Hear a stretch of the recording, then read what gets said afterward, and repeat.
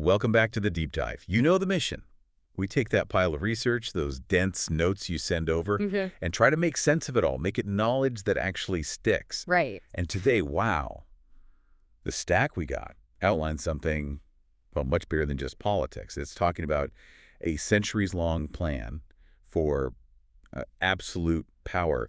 The documents keep calling it the game. Yeah, the game. And look, if we're going to even start to unpack this cipher, this whole idea, we need to define the main player, according to these sources, the Crown Corporation. Okay. And it's really important right off the bat for you, the listener, to kind of separate this from the image most people have, you know, the British monarchy, Buckingham Palace, all that. Yeah, that distinction seems absolutely key in these documents. They're very clear.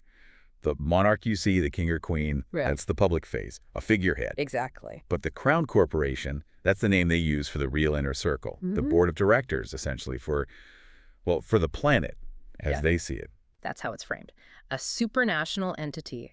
Sovereign, it claims to exist, you know, above the laws of any country. How do they justify that? I mean, being above the law. Well, the logic in the sources is pretty direct. It basically argues that the Crown Corporation is the hidden author of those laws to begin with. So it operates outside the systems it helped create. That's the claim. Wow, okay. And the game is just its ongoing, mostly invisible management of everything. Resources, people. That completely reframes how you'd look at history, doesn't it? If that's the narrative. It does. So our goal for this deep dive, then, is to try and trace this entity, the Crown Corporation, back through time based on these sources. Look at its strategies, how it supposedly rebranded itself, and figure out what they say the end goal is, the Great Reset. Okay, so timeline. Where do the sources say the modern version of this structure really kicked off? They point pretty clearly to the Knights Templar as the blueprint, the founding corporation. Right, the Templars. We usually hear about them as knights, crusades, that kind of thing. Sure, the military order. But these documents stress their financial side, calling them the proto-international bankers. Okay. Proto-bankers.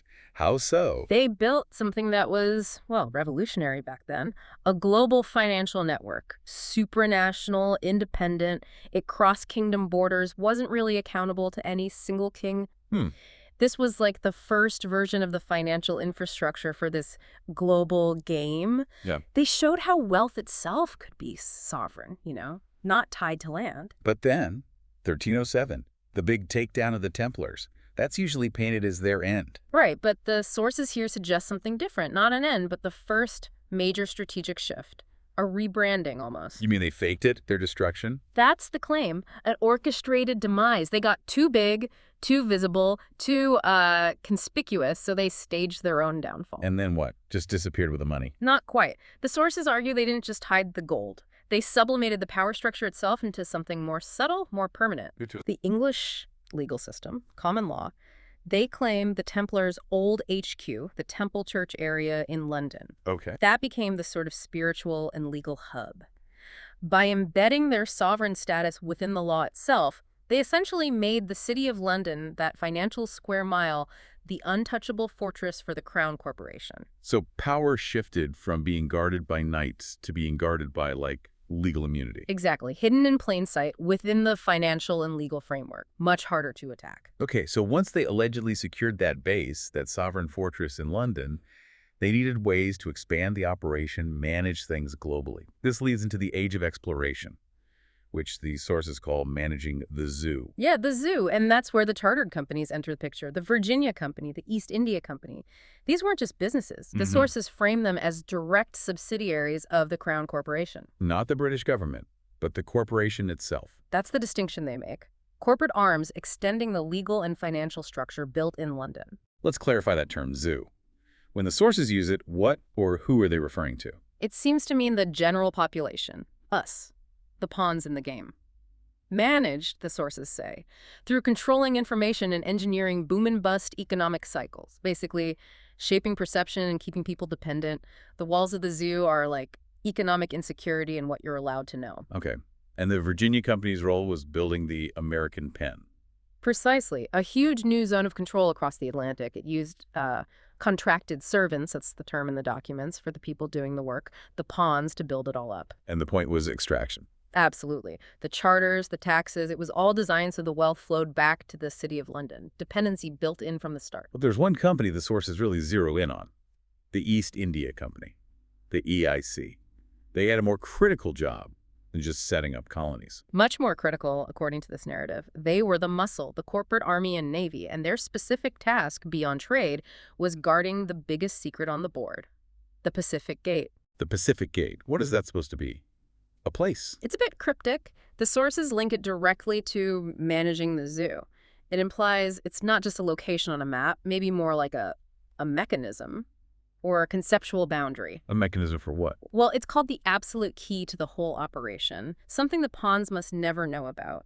The idea seems to be, if the EIC's massive naval power was guarding this, maybe it wasn't just spice routes. Maybe they were guarding the escape hatch. Escape hatch? Yeah, like if things go really wrong, if the zoo walls crumble, this Pacific Gate is the route out for the elites, the way to exit the system they created, leaving everyone else behind. Guarding the exit becomes paramount to maintaining control inside. That certainly puts the EIC's power in a different context. Okay, so territory secured, secret exit guarded. The structure then evolves again as we move into more modern times. Right. The Templar model, that unified structure, wasn't quite enough for the complexity of the modern world. So according to the sources, there was a division of labor. Specialization. Exactly. The system sort of split its functions into two main branches. One focused on the rituals, the knowledge, the lore, and the other purely on managing the money, global capital. Okay, let's take the first one. The keepers of the lore. That's the Freemasons. That's who the sources identify. They supposedly inherited that Templar tradition, the architecture, the rituals of the game. The lodges are framed as the modern temples. And the initiation degrees. Described as basically a map of the cypher, graduated knowledge. The higher you go, the more you supposedly understand about how the whole system works from the inside. Okay, so if the Masons handle the structure and the secrets, the money side goes to the Rothschilds. The Red Shield. Yeah, they're presented as the next evolution of the Templar banker role, stepping in as hereditary treasurers for the Crown Corporation. Funding what? Funding the adaptations, the mini resets needed during things like the Industrial Revolution, Right. modernizing the financial control, centralizing it even further. And their main job as an arm of the Crown Corporation was getting control of central banks, like the Bank of England, the Fed. That was key. That's how they supposedly built the financial penitentiary. That phrase, financial penitentiary, are we just talking about everyone being in debt, or is it more specific in the documents? Oh, it's very specific. It's about controlling the creation of money itself, seizing control of national currencies through central banks. That way, you create perpetual dependence. Crises happen, bailouts are needed, but the underlying structure, the debt cycle that benefits the controllers, never gets challenged. Those are the bars of the penitentiary. Right. So bringing this together for the listener, the Crown Corporation isn't a person or even one company you can point to easily. Okay. It's presented as this immortal institutional wolf. Good analogy. Changes its appearance, Templar Knight, corporate director, international banker. Yeah. But the core goal, managing the game, managing the zoo, stays the same. And always run, ultimately, from that sovereign base in the City of London, where that legal immunity was supposedly locked in centuries ago. That's the constant. So we've traced this supposed entity from the 1300s through to this modern financial penitentiary. Mm-hmm. What does all this continuity suggest about the ultimate goal? Where is it heading? Well, according to these sources, it's all been preparation.